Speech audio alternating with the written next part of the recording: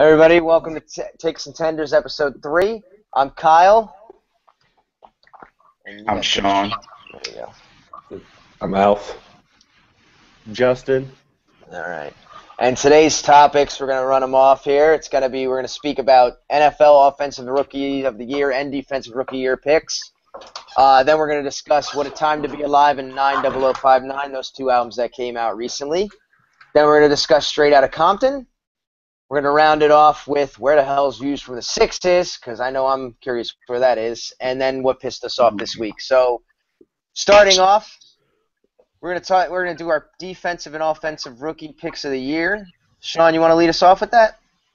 Yeah, thanks. Well, as far as offensive rookie of the year, I think I think we'll either see Amari Cooper or Jameis Winston as one of the two offensive rookie of the year. Now, if I had to make an official prediction, I like to say Amari Cooper. Very much likely that cornerbacks are going to have time to this. I can't wait to see Revis defend. But even with Revis probably shutting his ass down when they face each other, my prediction for offensive rookie of the year is going to be Amari Cooper with Winston a close second. Amari's just, man, he runs those routes real crisp. Veteran cornerbacks have problems sticking with this kid, and he's getting open. He's making plays. He's real deal, man. So he's probably my official prediction for rookie of the year, Amari Cooper. Defensive rookie of the year, is there any defensive player that's playing better than Marcus Peters out in Kansas City? No. No. The answer is no. There's nobody playing better than him right now as a defensive rookie. I mean, that's my pick right there, Marcus Peters. Right, as of right now, Marcus Peters is the defensive rookie of the year. All right, Alf.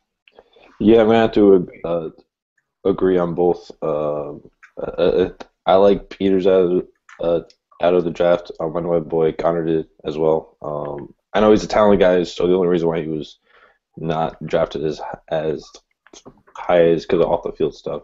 So it makes sense that he's doing well. But and I think Amari Cooper will eventually win.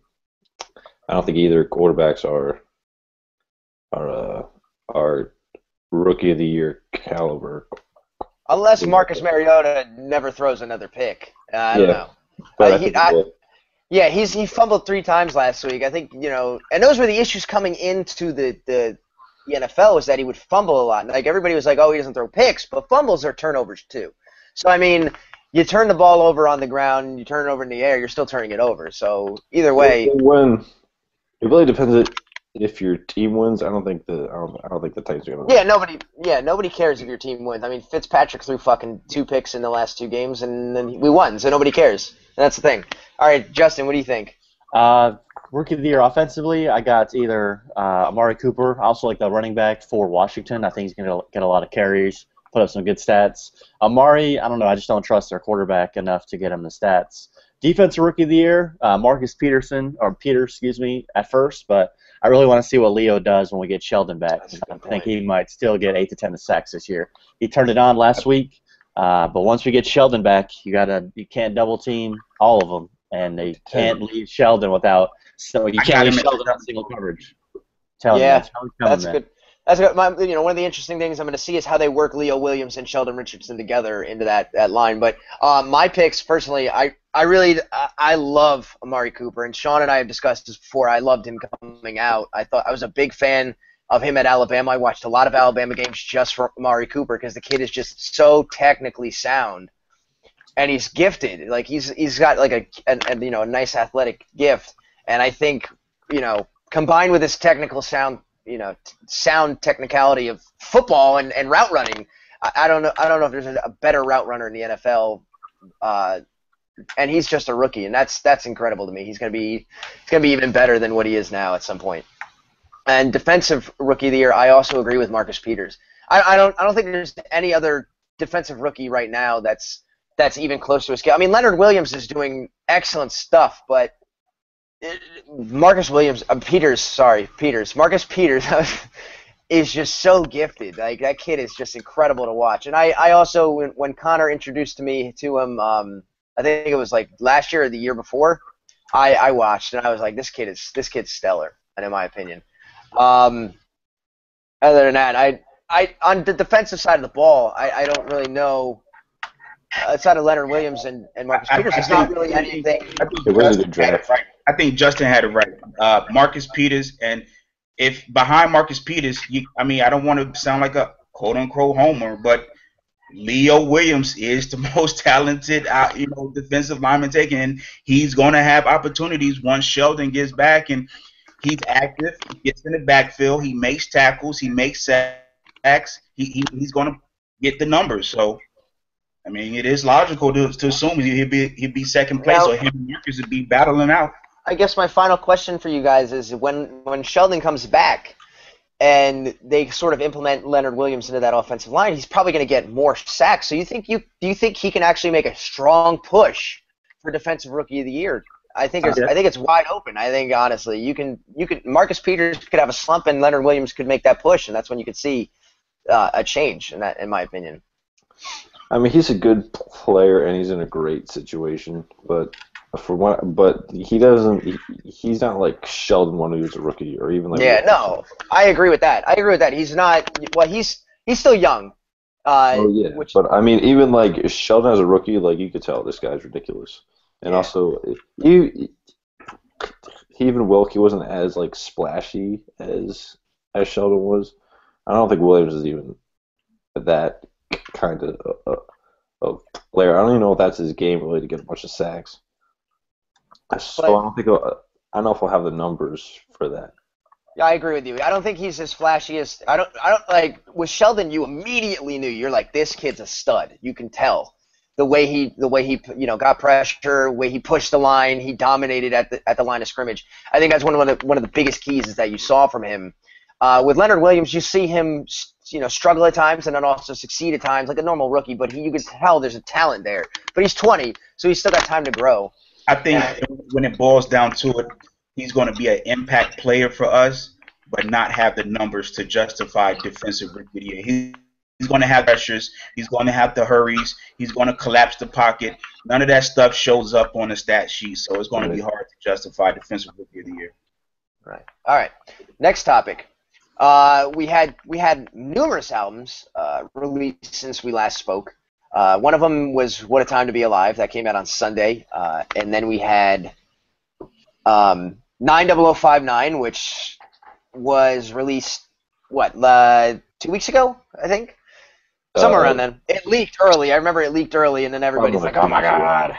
So we're just gonna talk about the albums for a little bit. I'll start off with this one. 90059. I'll start off with that. I was lukewarm on the album, and I'm not sure why. I usually love the stuff that comes out of TDE in general. Alf knows this. I'm not a TDE stan, but I do appreciate the work they put out, and I think it's fantastic.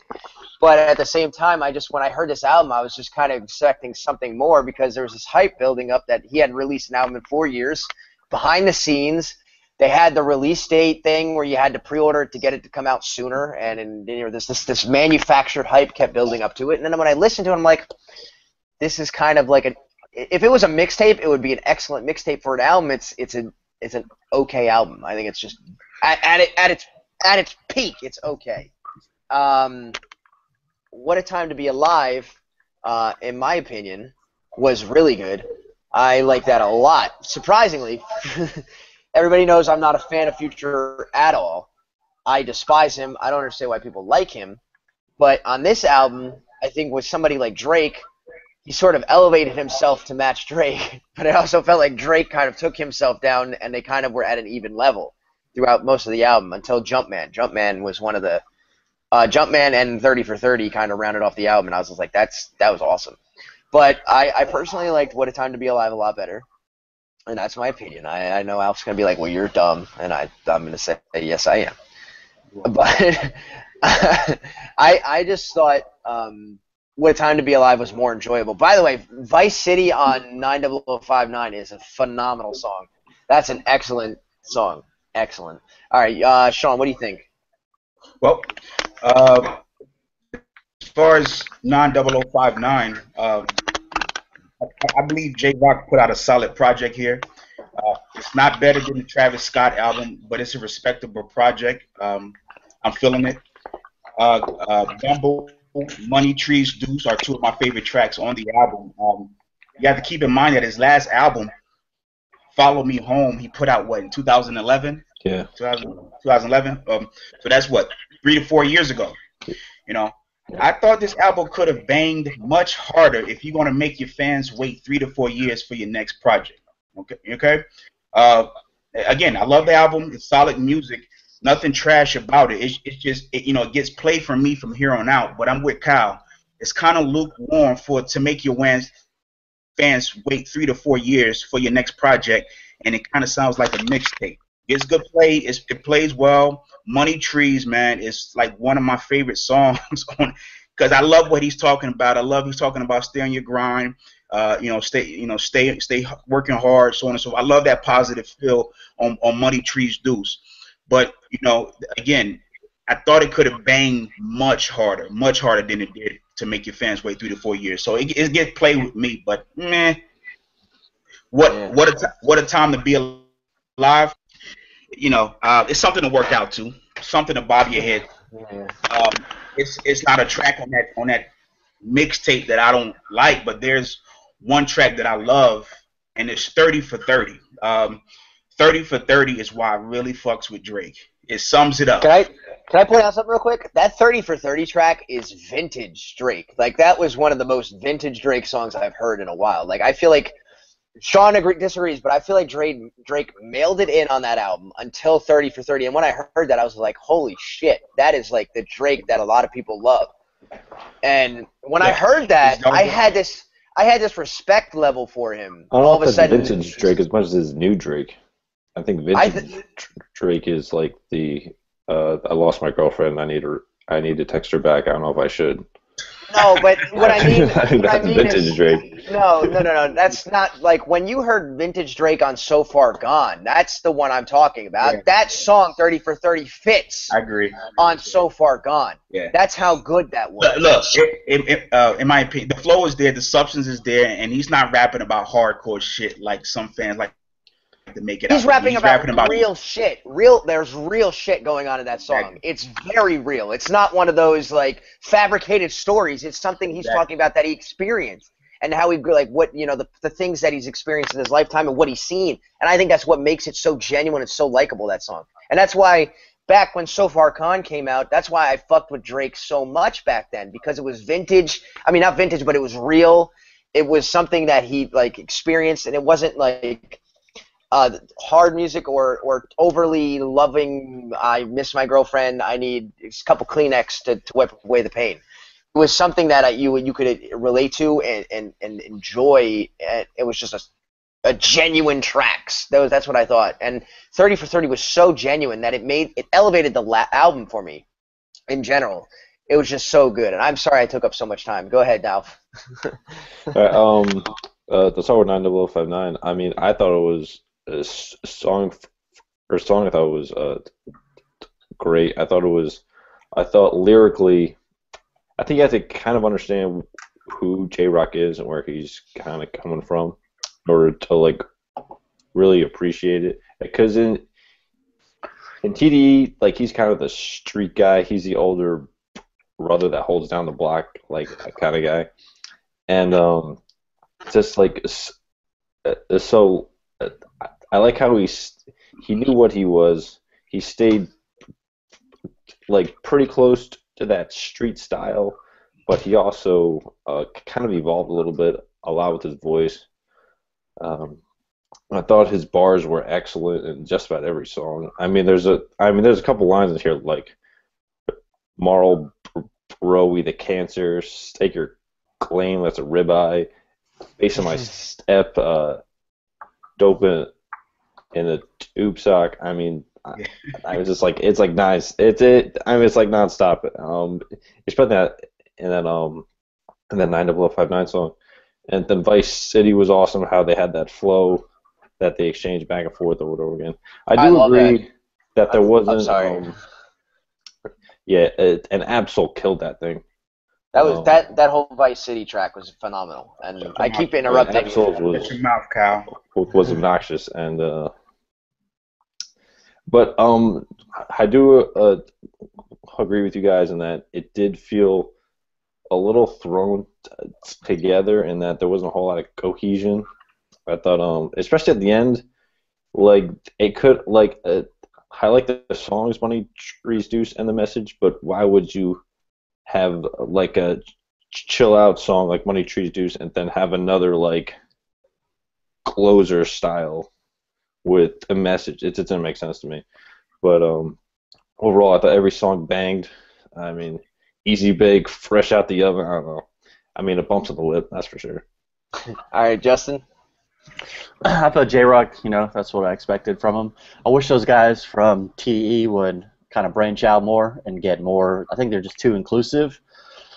J-Rock has a lot of talent, but I don't know if he'll ever get another album after this one. I don't think it's going to do big numbers. He's pretty much showed me he's either a feature rapper or a mixtape rapper. Future, I mean, it's his year. That album was amazing. I think 30 for 30 was Drake's one song on there to get everyone ready for his new album. But everything else he has, I mean, that whole album was Future. I think Drake ruined Diamonds Dancing. I think that could have been Future's biggest song. Honestly, biggest hit ever. But then Drake came in and kind of just lamed it up a little bit with, the whole... Towards the end? I'm missing Nicki and Rihanna. Like, Future, man, I did not like Future. I didn't like Dirty Sprite 2. Really hard for me to get into him. The first song I heard of Future was on Rihanna's album. I think it was a Love Song. That was the first time I ever heard him. I was like, this guy's kind of weird. But I don't know what it was about this album, man. It just all, just fit for me, man. It's just unbelievable. Future is pretty much just owned 2015. He basically took all of the Weeknd's buzz once this dropped, and it's just basically him. I could really see him potentially being up for a Grammy on a throwaway mixtape album. Well, they're selling it. So yeah, they're selling it, so now it's going to definitely be up for award. I just want to point out that Drake in 2015 has dropped 2 throwaway albums that have sold massive numbers, and that's I wouldn't really call it throw. I think there's a lot of things going on behind the scenes with Birdman and stuff like that. I don't think he's allowed to give them out for free. I don't think Drake really cares if he actually makes a lot of money on these. I think he's trying to get out of his contract. That's why he's calling them albums. Yeah. That's what I think they're trying to do. So, Views from the Six is like his final contractual album. So that's why they're probably. I think the rumor rate. Well, we'll talk about it later. But anyway, yeah. So I mean, we should move on to our next topic. But that was a good discussion. Next topic, Justin, you can lead this off. But we're going to talk about Straight Outta Compton. Justin, why don't you start us off here? Yeah, I saw that movie over when I was on vacation because that's the only really time I have to go see movies. And actually, I kind of liked it, but I felt like the movie was more for people that did not really know about hip-hop in the early 90s and, NWA and the whole Chronic and Death Row, because there was a lot of things in that movie that were, I don't want to say fabricated, but almost like they painted Dr. Dre out. I don't know if you guys ever heard of Charlemagne the God, but he did a podcast, and he basically said they painted Dre as a superhero. And I had that in my head before I saw the movie, and while I was watching it, it's so true, man. The way that Dre got out of Death Row by just yelling at Suge Knight, like that shit would never happen, dude. And the one thing that really kind of made me mad about that movie is how they kind of made Eazy into a bitch.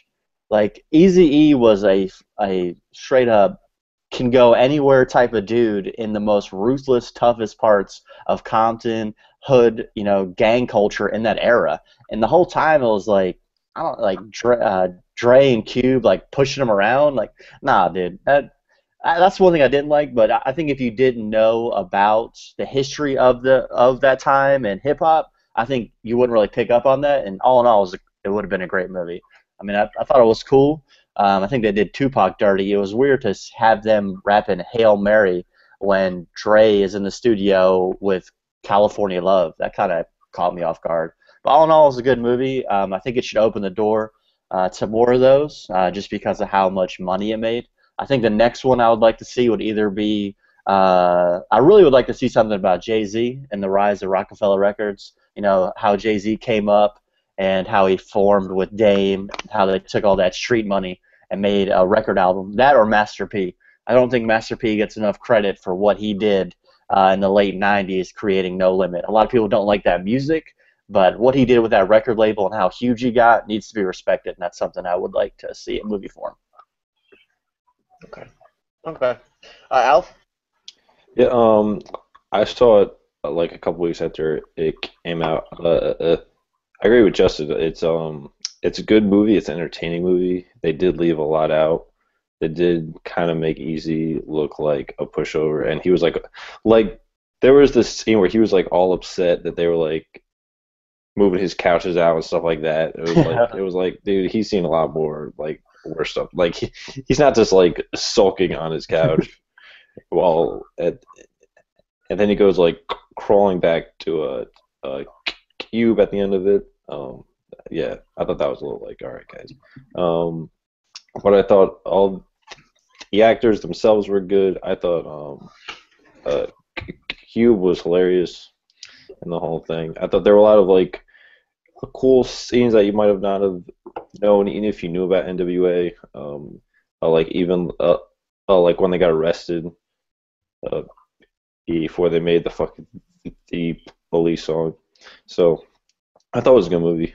I think one of the next ones I would like to see, maybe something on Eminem. I think that'd be kind of interesting. So They did. It's called 8 Mile. oh yeah, but that was like yeah. That was Rabid though, not Eminem. Yeah. That was B Rabbit's story. All right, Sean. I enjoyed the movie. I'm an F. Gary Gray fan, as I believe he's a versatile director. He directed Friday, Italian Job, A Man Apart, Set It Off, The Negotiator, and A Law-Abiding Citizen. So those are all different types of movies. So that shows you his versatility. But like Justin, like Alf, I have issues with the movie. I actually felt as though they left a lot out of it as well, a lot of important details, and it kind of felt rushed to me. All right, I felt like they rushed this movie. I'm 33 years old, so during that era, I was between the ages of 7 and 11. So it was during the time I was growing up. But I caught the tail end of it in real life. My eyes were open during the beefing stage. During that stage when they were beefing, that's when I was paying attention back in 91, 92, 93, all that stuff. And especially my eyes were open during the Eazy-E passing away stage when he died. I just felt like Gary Gray missed the opportunity to really get people to connect with the movie itself, with that time itself, with the artists themselves. The actors all did an excellent job. I did get emotional when Eazy-E's character was in a hospital and the doctor telling him that he was sick and there was nothing he can do for him aside make him comfortable for 6 months. That emotional part was Eazy's character, that confusion and that slight denial about his fate. It was almost hard to watch. So I love how they did that scene. I enjoyed the movie. I just needed more. As far as what I would want to see going forward, I agree with Justin. I grew up with Jay-Z and Rockefeller. It'd be nice to see a movie, well put together movie about the rise of Rockefeller and potentially and eventually the fall of Rockefeller. I would love to see that as well. So, all right. I for one thought it was a good movie. The NWA stuff was kind of before my time in a way. I mean, when I was sort of it was just wrapping up when I was like 2 or 3. So it's not. I didn't. I can only learn from history and rather than seeing it for live when it was happening or remembering it at that time. But I thought the movie was really good in my opinion, because for people like me who knew what happened but didn't have sort of like a visual representation to see what happened, I thought that was a good thing for me in general. And I think it's really more for people who weren't alive or were too young for that time period or that era to understand what was happening. I didn't think they made Easy look like a bitch until somebody pointed it out, and then I started reevaluating it, and then I'm like, oh man, he kind of did. But I thought they captured parts of the movie. I thought they captured really well was like that the tension when Cube and Easy were beefing. I remember that kind of like I remember having those songs for some reason. I remember having them, but that tension was just really. I thought they built up the characters well enough to have that sort of tension between the two, because that was a really volatile time between the group and stuff like that. And I thought I think they did a good job capturing a lot of the tension of that era, and the impact they made on music. And I really liked it for those reasons. As far as making another movie, I kind of want to see Snoop Dogg and all them. I kind of want to see them more fleshed out. I know they appeared in the movie for a little bit. I didn't like the guy who played Snoop Dogg's character. I didn't think he looked anything remotely close. I think they did a good job with everybody else but Snoop Dogg's character. I thought he looked terrible. He didn't look anything like Snoop. He didn't even have the braids. I remember Snoop vividly having some sort of braids back in those 90s. So I don't know. That's as far as I know. All right, we'll move on now. As far as views from the 6, I know everybody was expecting it to drop at some point this week. There were some confirmed reports that it was supposed to drop on the 25th. It is now the 26th. There is no album. The official word is imminent, coming from Drake's camp is imminent. So any day now. So take that for whatever's worth.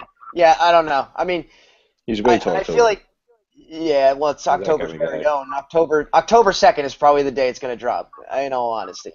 I mean, where the hell is it? I mean, we were told it was coming, and, in all honesty,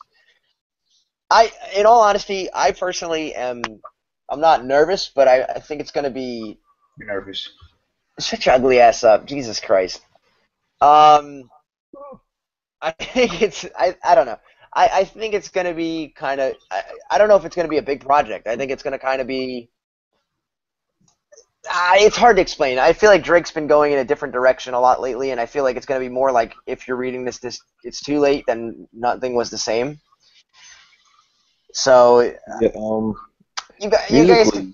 you guys can take that for what it is. I think he's just going in a different direction, personally. But I'm excited for it. I'm not a big Drake fan. You guys know this, but I'm excited because it's music, and I like to listen to music. And hopefully it's an enjoyable album that we can discuss in episode 5 or 6. The fuck you making noise? Look, what are those faces for? That's the Jags fan gift.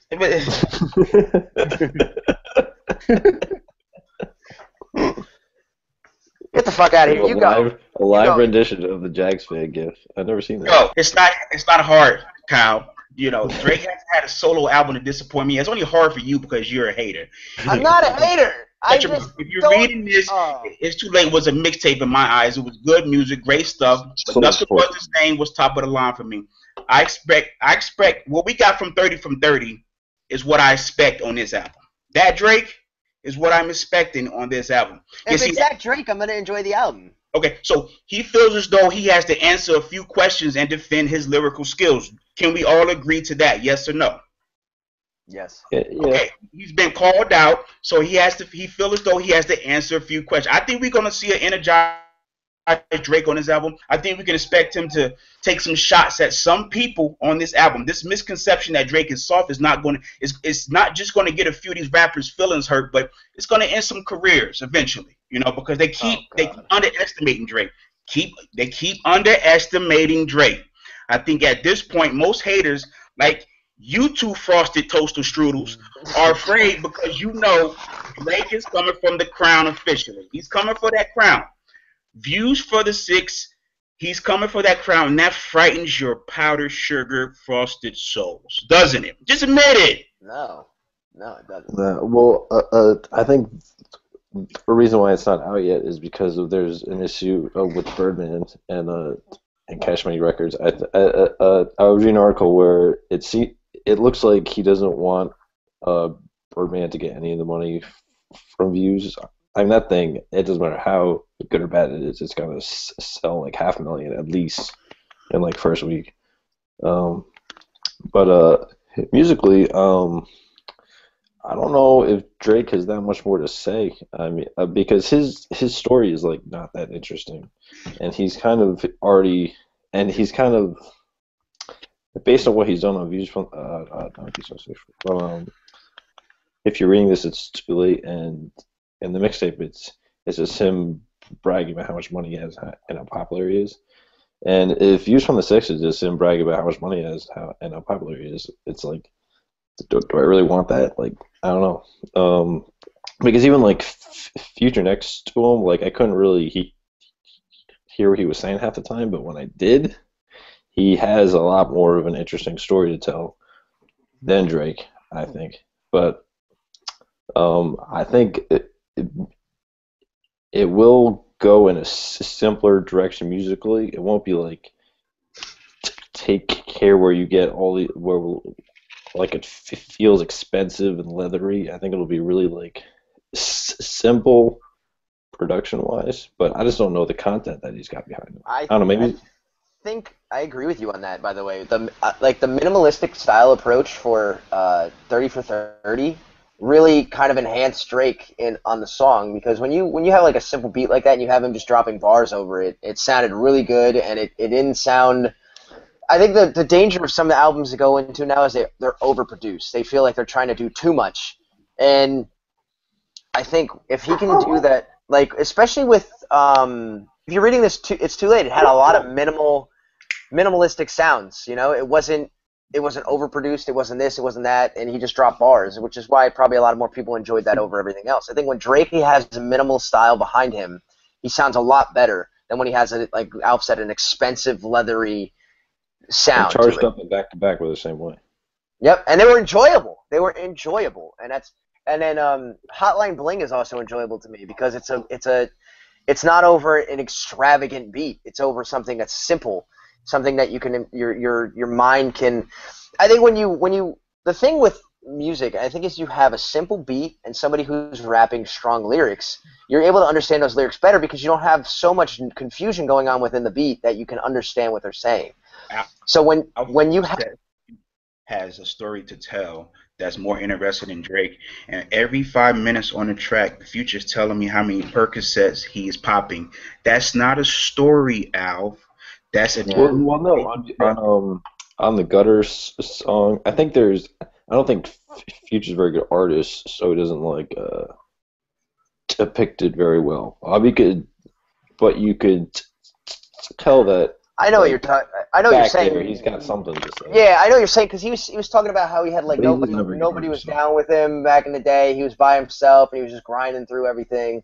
But him and Drake had a song like that on his album. Where Your Ass Was At. I actually liked that song on Dirty Sprite. Him and Drake. That's because Drake was on it. I don't know if he can he hold that through a whole album? I don't know. I don't know. That's as far as I'm concerned. Future has struggled to have his own album. He hasn't been able to. I don't think he's been able to hold his own weight, and I think that's been the biggest. Everybody talks about being this prized, musician, but I feel like he's never been able to hold his own weight. That's why I think What a Time to Be Alive is better than Dirty Sprite 2, because Future's not the main focal point. I think you have these two. He's not. As much as you want to say it, everybody bought that album because of Drake, regardless of Future's status. Justin. Dude, first off, you cannot say you cannot like someone. Like, I'm not a big fan of Kendrick, but I cannot say he's not a good artist because he put out an album that is basically huge. You can't, Future is a great artist. He has a lane. He has his own sound. He has figured it out, and he is just flooding the market with it. This tape, What a Time to Be Alive, is a Future tape that Drake heard and jumped on all his tracks. 30 for 30, I would say, is the only. I think what happened is Drake just jumped on this Future thing, and then he needed a song to kick off for his next album, like an intro or kind of a feeler, like this is what's coming. So he just tagged that 30 for 30 at the end. That's what his next album is going to be. That's like, when I heard that song, I was like, this is a Drake track. This reminds me of, what was that? When Drake, in between Take Care and Thank Me Later and Take Care, he released all those singles. This kind of has that feel to it. Drake, I will say this, all his albums, he always sounds different. Thank Me Later was an overproduced kind of featured debut, Had a bunch of feature albums. Take Care kind of brought it back where he felt like that was more of his kind of feel to it, but it was still kind of simpy. And then Nothing Was the Same, I felt like it's still his best album because it kind of felt like Toronto, had a Toronto feel. I don't know what to expect, but I think what's going to happen is Drake is going to release his album on OVO sound like he did What a Time to Be Alive. It'll either be this Sunday or next Sunday. and then they'll drop it on Apple Music, and it'll be an Apple Music exclusive, so you won't be able to get it on Spotify like they did with Compton. And we'll just have to see what happens. I think Drake is kind of getting into that Jay-Z lane where it's like you really don't have anything more to say, so I agree with Alf on that. Like, I don't expect anything new from Drake. I just hope he, tightens up his sound and just gives what the fans want. I mean, the real thing is that once this album drops, it's going to push Kanye even farther away. Like, how can Kanye come out now? Like, I think he's the one that I'm more worried about than Drake. I think Drake has at least 2 more albums in him. I don't think Kanye has anything left, and I think he realizes that, and that's why he's going into fashion. It was reported this week that Kanye reported this week that his album is actually not, quote unquote, nearly done. Yeah. It's not even close to being done. That made me sick to my stomach, actually, when I read that. Summer dropped. I bet Kanye had an album, and then he heard Where Music Is, and he dropped those, like, Wolves and that other song, and it just really, like, it didn't have any type of buzz. Like, Kanye is lost right now. He has no idea what to do. He doesn't know what is hot anymore. He doesn't even produce hot beats anymore. Like, what's his last great beat? Like, it's. I mean, even if I would rather Kanye never come out again and that be his entire catalog than him just come out with duds. Because I'm like a huge Kanye fan, and I can't deal with duds. I agree with I think what happened with Kanye now is he's run out of stuff to talk about. Like, he's officially run out. I mean, he's been around since 2004. He's been around for a while. There's only so much you could talk about. I mean, at some point, he's probably realizing he's like, if you listen to "Piss on Your Grave" on the Travis Scott album, it's terrible. Kanye is awful. He's one of the worst features I've ever heard on that album, and that's go back to All Day. Go back to All Day, nigga. He was terrible on that. He ruined that song. They were just a bunch of trash, man. He just rapping a bunch of trash all day. I agree with Keith when Keith said this early in the other episode. I'm very concerned, man. I'm concerned, and it made me sick to my stomach to hear him say this past week that the album isn't nearly done. Are you kidding me? You released like 4 singles over the past 5 to 6 months.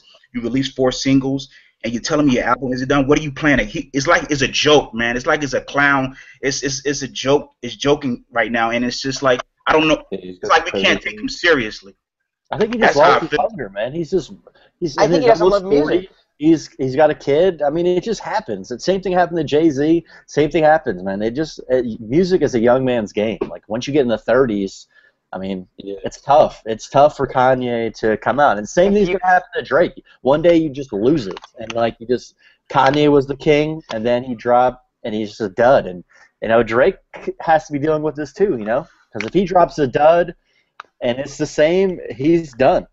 This is how music is. 50 Cent was the king at one point. Lil Wayne had it, but then they're not. I think there's a lot of pressure on Drake for this, especially. I think there's so much anticipation, and just the fact that everyone has known the title of the album for so long, and it's been thrown around for so long, that like people are expecting huge things out of this. So a lot of that was his own manufactured build-up, though. You also have to realize he's building it up himself. That hype is not built from humans. That's built from Drake himself. He's been saying 6 God, views from the 6 coming soon for I guess a year and a half now. I mean, that's on him. So if it doesn't live up to the hype, that's on him. It's all his fault. And he knows that. In all honesty, I'm sorry I didn't mean to interrupt you, but that's the point I'm trying to make. Is he knows that he has to build up to the hype that he's manufactured. That's why it's important for him. So if he doesn't reach that height, that's going to be the fall of Drake, as far as I can tell. He's used this the Meek thing, the Cash Money thing, as he's kind of positioned himself as something bigger than a rap / R&B artist. He is a god, basically. I mean, if you hear him on I'm back, he's talking about like take check out for a wire or an earpiece. I mean, like, no one's going after Jake with a wire and an earpiece, really. I mean, but is this your way of subtly taking shots at Drake here, Alf? Because you're not going over nobody's head here. I see what you're doing. What are you doing here? I'm going to drop a diss track. A diss track. Did you hear Drake on? Okay. So, did you hear Drake on Game's 100 track? I That thought was- That was a dope. That was a dope track. I'm actually ready for documentary too. No. me too. I'm actually Yeah. very. Yeah. I know I that's. have no appetite for it, to be honest The with you. game sucks. No. I'm so done with the game. Okay. What's he gonna rap about? I mean, speaking of documentary, and we're talking about Kanye, on the first documentary, Kanye produced the hottest track on that album. So He did. I mean, all Just Game's when going to do is drop names and talk about other rappers. He probably bring up his 50 Cent beat from 12 years ago. Game is getting to be like Nas, where it's like ridiculously like reaching for nostalgia. It's like, hey, remember how good that one album was? Yeah, but at least Nas has albums. Yeah. yeah, Nas has classics in Game. Yeah. I don't know I if just I think- stated this before. I want to touch back on the Kanye part. I think Kanye has lost his love for music. I think he's fully into fashion now, and that's his new passion. So he kind of puts music on the back burner. And the reason why this album is being delayed, I think, is because he's starting to realize he's like, I'm not putting the effort I should into this, and my fans are going to hate me if I release it Basically the what way it is. you said. I mean, I think Kanye might also need a Kingdom Come like Jay-Z. You know, Jay-Z dropped that shit, and everyone was like, dude, this shit sucks. And he smartened up. I'm not saying Jay-Z is, like, I don't want to say good.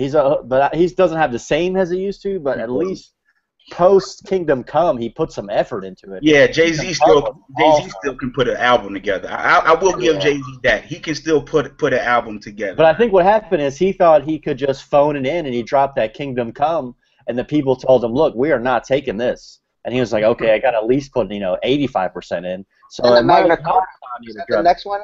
Magna Carta Holy Grail was? Blueprint 3 was after Kingdom Come. Yeah. You're right. That And was then Magna okay. Carta. I like Magna Carta Holy Grail a lot, in my opinion. That was me, though. It was alright. But I think what Keats is putting on is like Kanye doesn't have the largest catalog of like as much as Jay-Z does. So, I mean, Jay-Z can afford to take the time off and kind of refine and work on his career. Where Kanye has what 5-6 albums I think total. He's still at the point where people want more. Yeah. So he's kind of realized. He has 5 albums. 4 of the 5 are you can call them classics, or you can call them excellent, or you can call them great. They're 4 awesome pieces of work.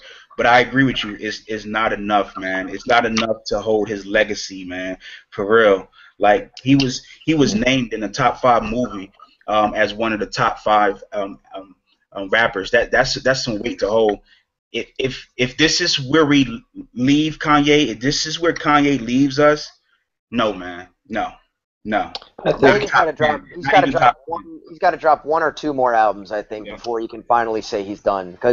But he can't mail it in. He cannot mail it in. He can't put an album just like that's just all day, 12 times. He can't drop another 11-track album.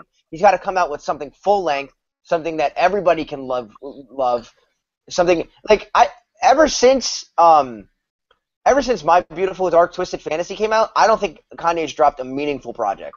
I think he dropped the Cruel Summer album, which was just I liked Yeezus too, but it wasn't something that you're like, this is fucking amazing. At some point Yeezus burned, and it burned out. Like you enjoyed it the first 2 weeks you had it, then the next 2 weeks after that you're like, I've had enough Yeezus. I think it's too much for my eardrums. What happened? I haven't played it since. I haven't played it since either. I have not. In all honesty. With Kanye, though, you have to take into account that he also was the backbone of Rockefeller in the early 2000s. So, I mean, even if he never drops another album, you can't hold it against him. He only has 6 albums. When you go back and look at all the heat that he put out in the early 2000s for the Diplomats and Jay-Z when they wouldn't let him rap. It's not like Kanye came into the game and was able to rap from day one. He had to wait like 6 years before Jay-Z even allowed him to jump on anything. It took Blueprint 2, there's a joint track with him and Jay-Z. That's the first time I ever heard Kanye. Like, they did not let him do that. I think that delayed start is what's impacting him in now. He's lost the passion to music. Yeah. Mm-hmm. Yeah, I think his legacy as a producer is being called into question as well. I mean, it's the same thing. He hasn't produced a quality track in years as well, too. But I understand what you're saying, Justin. Before he was rapping, he produced some classics, man. He produced some hits before he even started rapping. But over the past few years, man, his production, he's leaned on others for his own production. He's leaned on Daft Punk for Yeezus. I mean, he's just throwing his projects out to everybody so they can produce. Just give me a Kanye produced album. Give me fresh Kanye. Give me old Kanye. Let's go back. So I think. And want an old album, buy his old shit, as Jay-Z said. All right, this is my opinion, and we're going to have to wrap this up because we got to get on to the next section. But my opinion is I think Kanye and Travis Scott need to go sit in a studio somewhere for 2 weeks, pump this fucking bitch out, and I bet you it's going to be hot. I can trust a Travis Scott Kanye produced album. Hopefully longer than 2 weeks. You can drop a quality album from sitting. Most albums are done in 2 weeks. They sit in the studio for 2 fucking weeks. The rest of it is just mixing. The rest of it, no. If you think about the studio time they put in, the albums that they put out, like they'll probably be in the studio for a month more. But that's just tracks they're not going to be on the album. They're just trying to find a sound. The sound that they like, the sound that they want to find, they'll do it in 2 weeks. Yeah. If they find that sound, that album's done in 2 weeks. Then the mixing takes the most time. And that's my opinion. You know, the Logic's first album. You know, they said in one of the credits that majority of the album was done in 2 weeks because you spend that time. You spend that. Shut your ugly ass up. You spend that time. You spend that time finding that sound, and that's the same thing. But you spend the time finding that sound. When you find that sound that you want for the album, then you hone it. You sit there, you go into the studio, you spend endless hours for 2 whole weeks, I think, and that's my opinion. All right, Future records most of his albums in 1 day. So yeah, and I can tell. Yeah, I can tell. So we're done. All right. So now moving on to the final segment. We've run long today. I'm sorry for everybody listening, if you ever listen. But we're going to talk about what pissed us off this week. Justin, start off. What pissed me off was American Airlines taking 27 hours to get home from the Pacific Northwest to Raleigh, North Carolina. You might take your ass out there. Sitting in Miami's airport for 14 hours last Sunday fucking sucked. Getting on a plane, getting on a red eye to come home from Seattle to Miami and getting all the way to the runway and then having the pilot say that there is oil or gas leaking out of the engine. Kind of pissed me off. We had to go back and get a new plane. So then I had a 2-hour delay there. Then I landed in Miami an hour after my flight to get to Raleigh. So then I sat in Miami from 8:30 a.m. and I actually got on a plane to come to Raleigh at 9 p.m. and then I sat at the gate in the plane until 11. So I was actually sitting in my seat at the gate longer than I was in the air. So I finally touched down in North Carolina at 2 a.m. Monday morning. So I left my buddy's house, dropped me off at the airport at 10 p.m. West Coast time, Saturday night, and I got home at 2 a.m. Monday morning. So, American Airlines, thank you for sucking. Oh, wow. Yeah. It was an awesome vacation. Had a great time, but damn, getting stuck in the airport sucks. No, I saw that shit. I stayed up and watched it. Oh, yeah, and I came home, and apparently some moron in Raleigh fucking cut a major fiber optic line, so I had no cable when I came home, so I had to go and watch the Jets game in public, and I was fucking pissed. So, Time Warner Cable, you suck too. Life is hard. Going out in public to watch a game. I was taking bad L's. My word, tragedy. Saturday, Tuesday. Just a ton of L's, man. I was accepting them. This is first world problems right here. First world. Straight up L's everywhere. Give me my fucking cable. All right, Alf. This is more something that's been bothering me for a long time. In the gym locker room, guys are making like these ridiculously loud like coughing noises. Like when you walk around, like, people don't make those kinds of noises, but they go into a gym and suddenly they have like 18 loogies that they gotta get rid of, and it's like nonstop. I don't know, man. That just pisses me off. Like, dude, can you not do that like like nonstop either? I don't know. I've never experienced that, but go ahead. Dude, it's bad. Oh my god. Wow. Okay. Yeah, that's it. Sure, Sean. We're waiting on you. All right. Well, a lot of shit pissed me off this week. NASA? No, not NASA. Punch 2 weeks ago, but my $20 headphones stopped working, so I had to buy more. That sucked. I had to pay another $300 Comcast cable bill. Oh, my God. Dude, Comcast, dude, every cable Time all week, which also sucked. He spends all this money on cable bills, and yet we can't even have him in the chat for more than 2 minutes without it breaking up or lagging for a minute. Your screen went black during this chat, by the way. It went black for like 2 minutes. So you better call Comcast and get something worked out. What really pissed me was Pizza Rat. If you missed it this week, there was apparently a small video of a New York rat carrying a slice of pizza down a flight of stairs, subway stairs, I should say. He was probably trying to take it back to his crib. Who knows what he was doing? He's probably delivering it. I don't know. Could have been. What pissed me off is in the fact that some idiot with an iPhone actually stopped and recorded this. That's not what pissed me off. My issue is the disgusting, savage, and judgmental takes this Pizza Rat had to endure this past week because he's a freaking rat, man. All equality for rats. Equality for rats! The rat displayed more toughness, more hard work, more dedication, more determination, and more commitment to getting that license down those stairs than any of you lazy, non-dedicated, let me call the police pizza delivery guy, non-committed, pepperoni pan face, whatever display. You gotta respect the work effort from the rat, man. I had no idea. More calories than that we don't know if he even made it home. Do we even know if the rat even made it home? I mean, does anybody even have video of that? He probably didn't make, but nonetheless, that pissed me off that we had to judge this rat for being tough, man. Pizza Rat, you the real MVP, bro. All right. And I'll round it off here. What pissed me off this week? During the Jets game, Sean Lester Durham decided that he was going to post his ugly-ass mug with reactions to the plays. I couldn't stand that. That pissed me off. He's ugly. Nothing attractive about him. I didn't need to see it all over my timeline. I had to stop looking at Twitter. That's what pissed me off this week. Ugly bitch. And, yeah, that's about it. Okay. That's what pissed All right, guys, that was a fine episode of Takes and Tenders. Once again, I'm Kyle. That's Sean. That's Alf. That's Justin. He just got in from the airport tonight. Thank you for joining us this week. Have a blessed week.